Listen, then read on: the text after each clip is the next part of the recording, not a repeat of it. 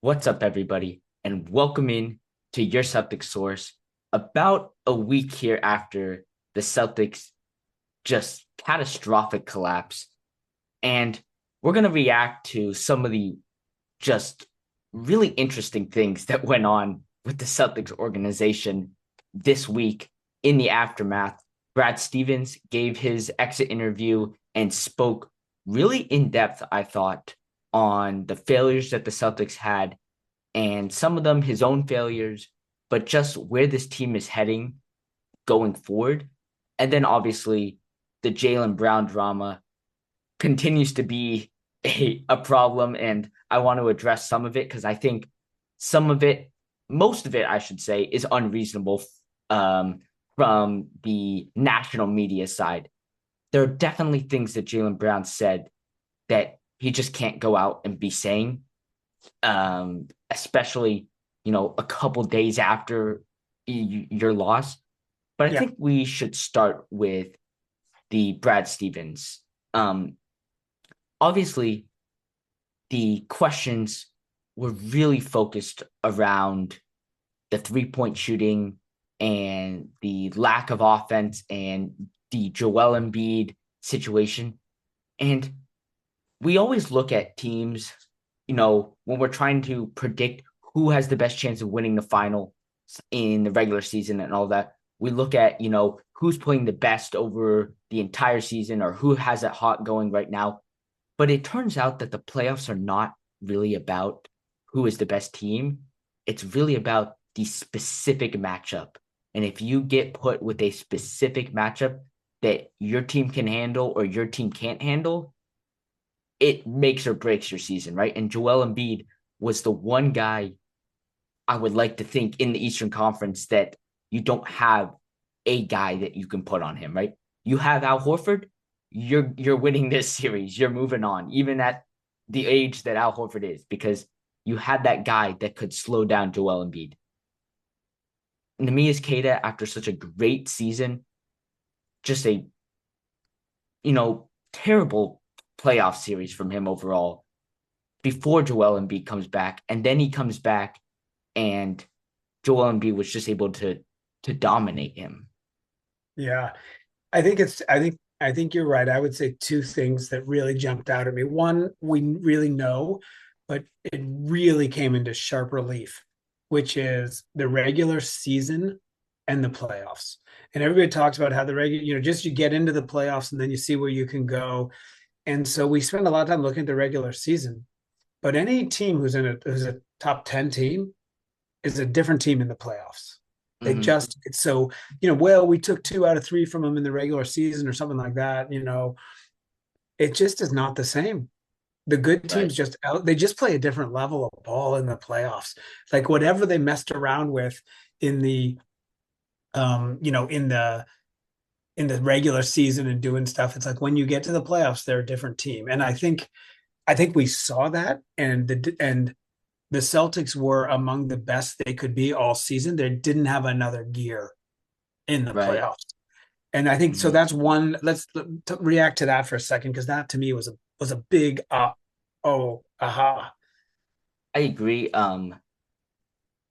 We're gonna play a clip in a second on Brad Stevens on what he thought of this series. Brad Stevens spoke, a lot about their record, and I won't spoil the clip, but their record against the best teams, how they were dominant against a third of the league Yeah, that was trying to lose games, right? They yeah, did not lose those games. And credit to this team, in previous years, they might lose those games because it doesn't yeah, really matter for them. This is the season where they needed those wins. Those were the wins that helped them, and they yeah. took full advantage of those games.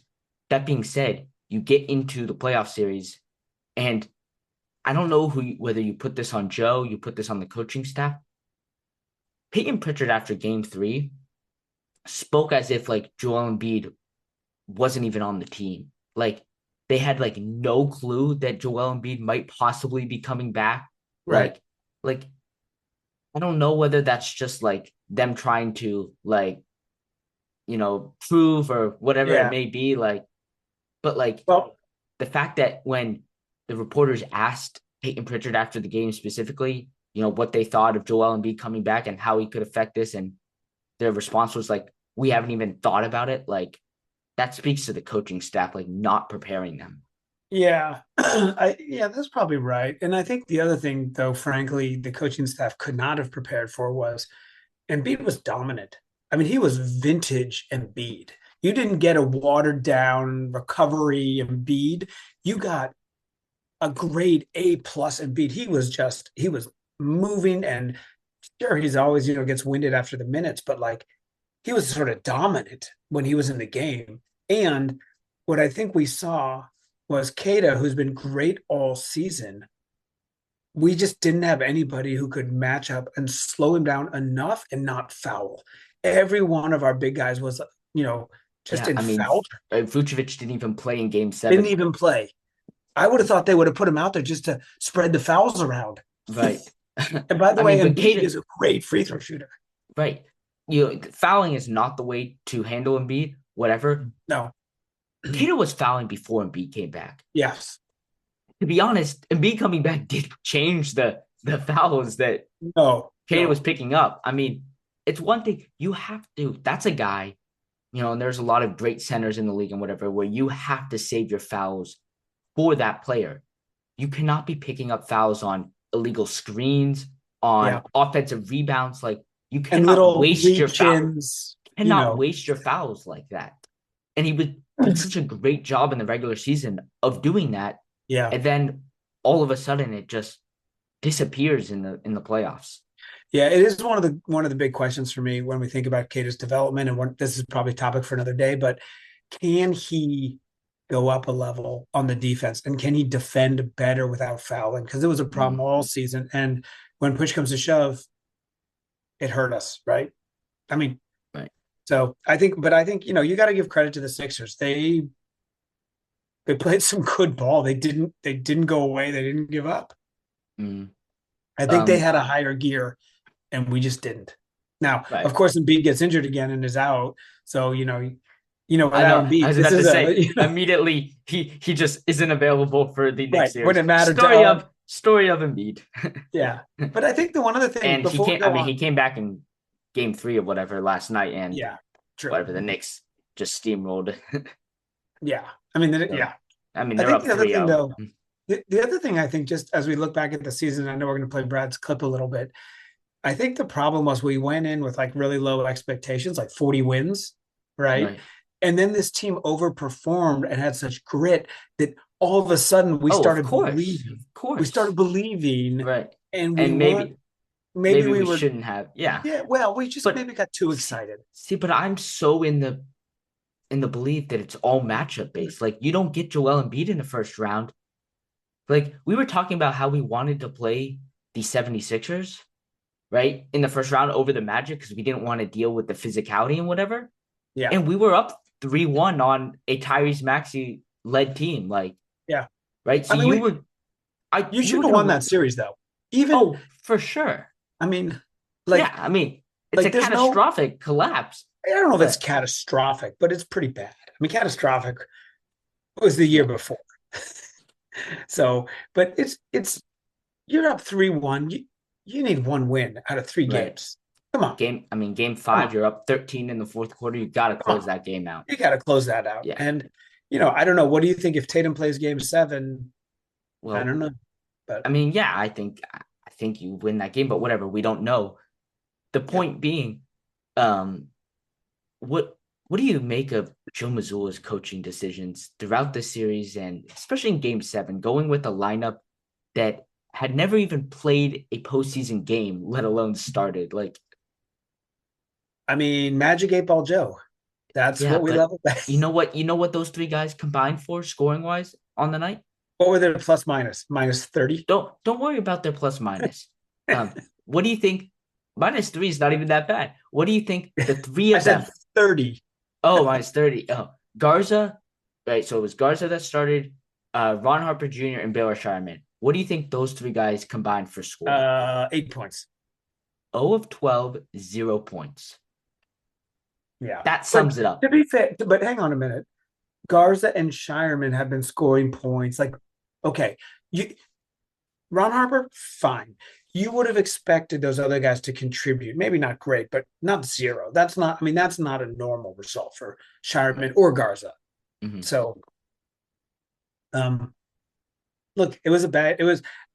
Joe Mazzulla, I think, was taking the early minutes and experimenting to try and find something that might work. When it didn't, all those guys went back to the regular thing. Fine, you're down by what, 8 or 10? See, Garza, No big deal. Hugo Gonzalez actually came in and had a great spark in that second quarter. Yeah, Obviously, it sort of fell apart later because he's really never played that sort of environment before, at least, game 7 minutes.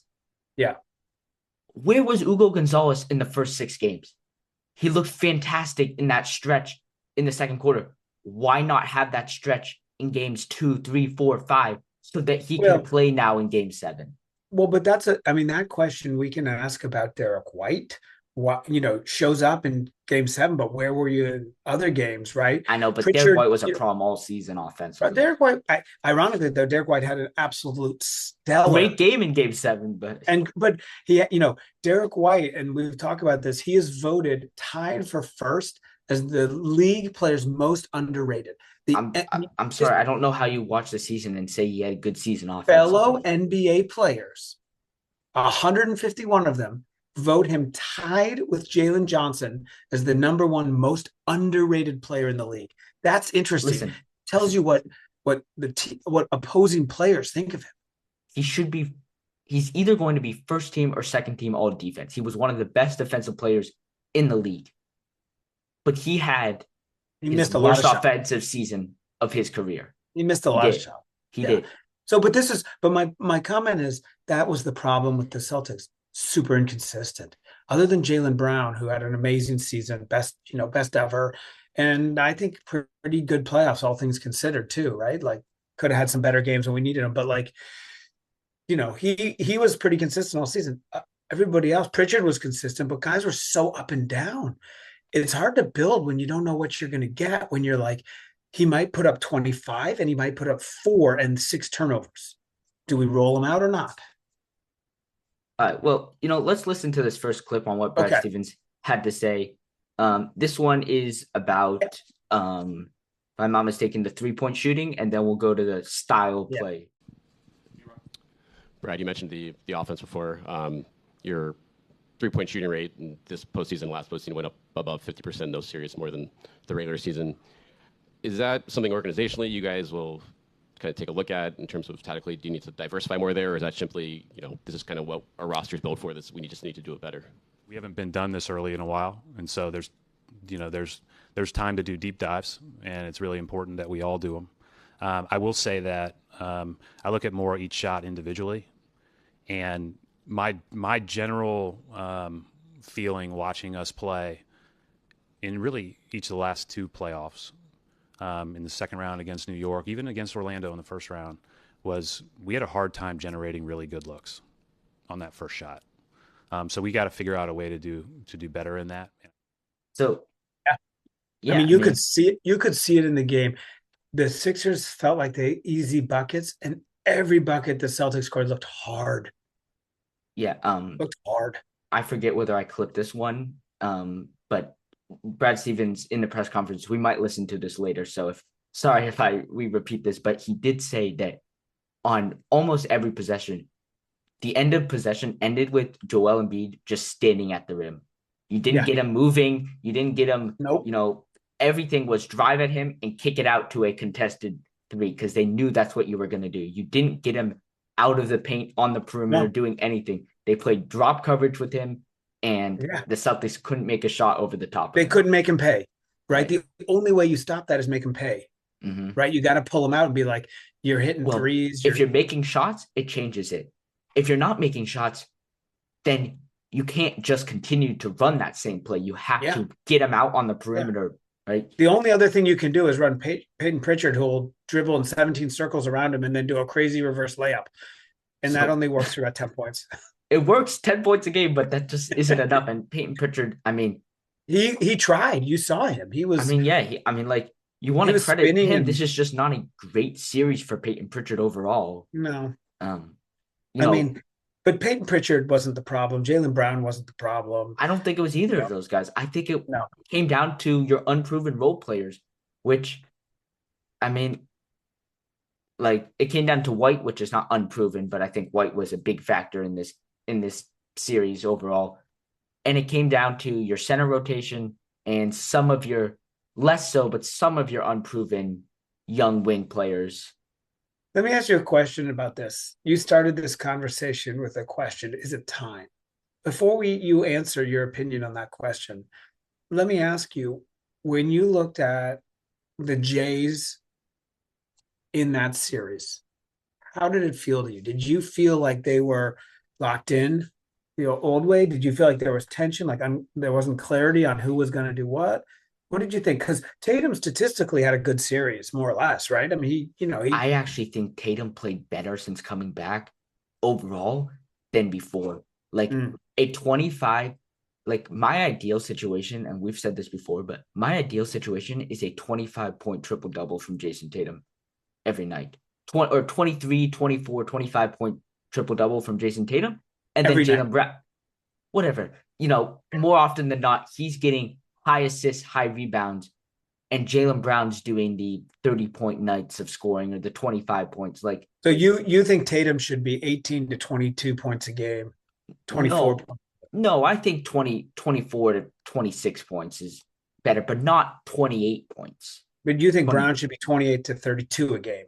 Brown is your scorer, but if Jayson Tatum's having 8 rebounds and 7 assists compared to what he was doing before, where he had 29 points, but he has 4 assists, 5 rebounds and 3 assists. Yeah, right. Like, he's always been a great rebounder. I think the assist needs to go up. Like, I think Jayson Tatum could be a close to triple-double a night kind of guy. Like, for him to do that, though, he's got to give up scoring responsibility, primary scoring to Brown. And I don't know that he wants to do that. Well, yeah, I mean, we'll get to I think Tatum's a better 3-point shooter than Brown. I haven't looked at the numbers. That's just my gut. I mean, Brown, the Celtics for the first time, well, I shouldn't say first time, but they let Jaylen Brown shoot mid-range shots this year because it was Jaylen Brown's team. And they're like, this is how you want to score. It's working. We'll let you do that. Right? That's not how they played in the past. Yeah. I think you have to continue to play this way because Jaylen Brown actually does a good job of a good job of being that sort of mid-range physical guy. Yeah. He has to do a better job, and we'll see what happens with the fouling because I think there's going to be a whole new set of officiating things coming next year because it's a big talking point right now with the Thunder and how they play by the rules when they're on the defensive end, or when they're on the offensive end, but then it's looser when they're on the defensive end. So all that stuff, like, I mean, that's an ongoing problem. Yeah, everywhere, I mean, we'll see what happens. You touch Tom Brady, and you get a roughing the passer, but you can do whatever you want to the other quarterback. Yeah. Let's play the other Brad Stevens clip. Brad, just from your perspective, kind of following on that question, what is the organizational play style that you want the team to have as you're constructing the roster? What do you feel like that needs to be for this team? I just want to win. And you don't – I don't think play style comes before roster. You got to figure out who you have and then play to the strengths of your team. But that's on both ends of the court. And listen, I thought our coaching staff did an amazing job this year. The series, I think we all could have done better. There's no question about it, and I think we're all looking forward to improving off of that. But I think it starts with we have to put the best roster we possibly can together, and then we need to maximize the strengths of that group. This year some strengths appeared that were I thought a direct result of really good development and really good coaching, and we need to again look at whoever we have next in July and figure out how to build our best team. And play style should be dependent on who's on your team.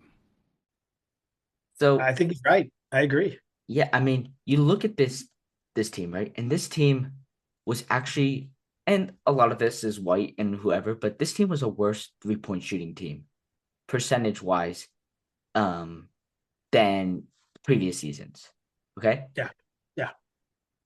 They shot 36.7%, which is about eighth in the league 3-point shot, which is not, I mean, it's not terrible, but they've been better in the past. They were still fourth in attempts. And there were a lot of teams like the Hornets, whatever, that just took advantage of Colin Knippel and LaMelo Ball and that just skyrocketed on their 3-point attempts.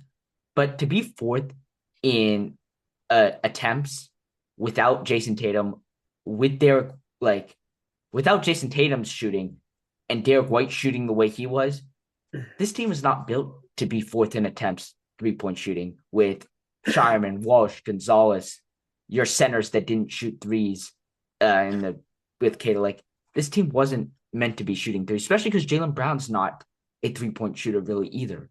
Yeah. And yet they're still up there. I mean, the real question, and we've talked about this. This is not a new, and we saw Mazzulla and the team do this in midseason, and we saw them not do it in the playoffs, which is, hey, it's not working. Plan B. Mm-hmm. Go to Plan B, right? Plan B is 10 to 14-foot mid-rangers, make 65, 85%, 80% of the, like, they never pivoted to Plan B when the three wasn't falling because the math says keep shooting. Right. And that's where you need the feel, I think, of the game, not just the stats. Yeah. Joe Mazzulla did say after the game, I forget which game it was. It might have been Game 7. Like, we didn't shoot too many threes. We just missed our shots. Like, no duh. Like, no duh.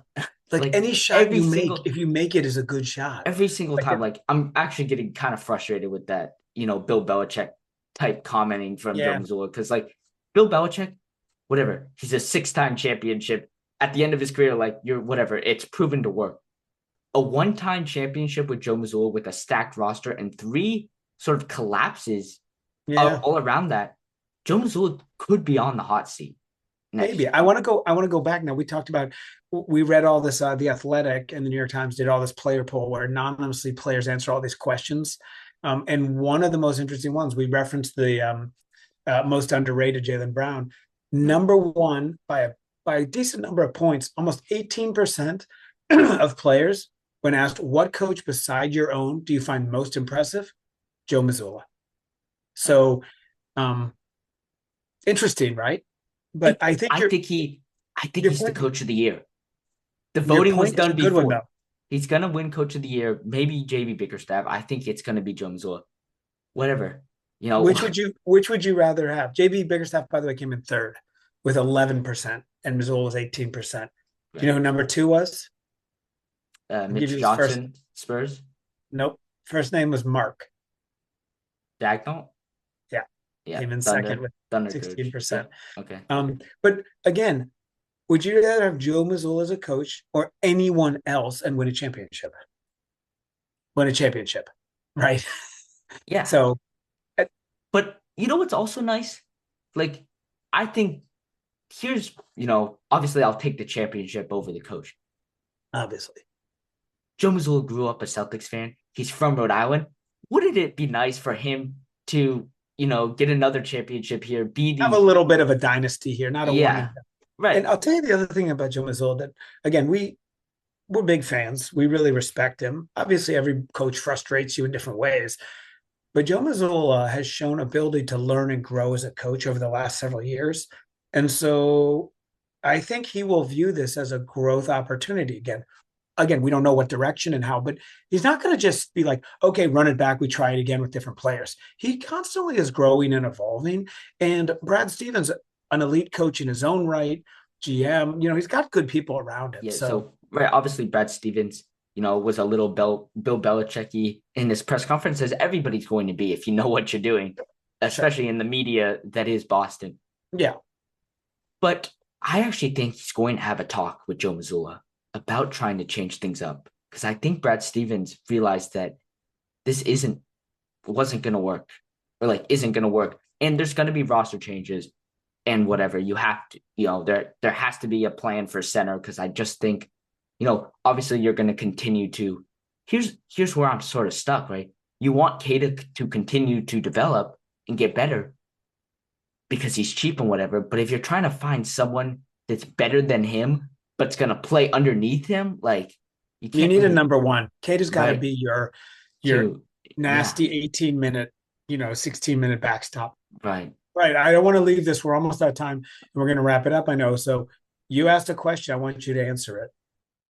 So, is it time to split up Jayson Tatum and Jaylen Brown as your camera just dies there? I'm a no, especially for Giannis. I think he's just too injury prone.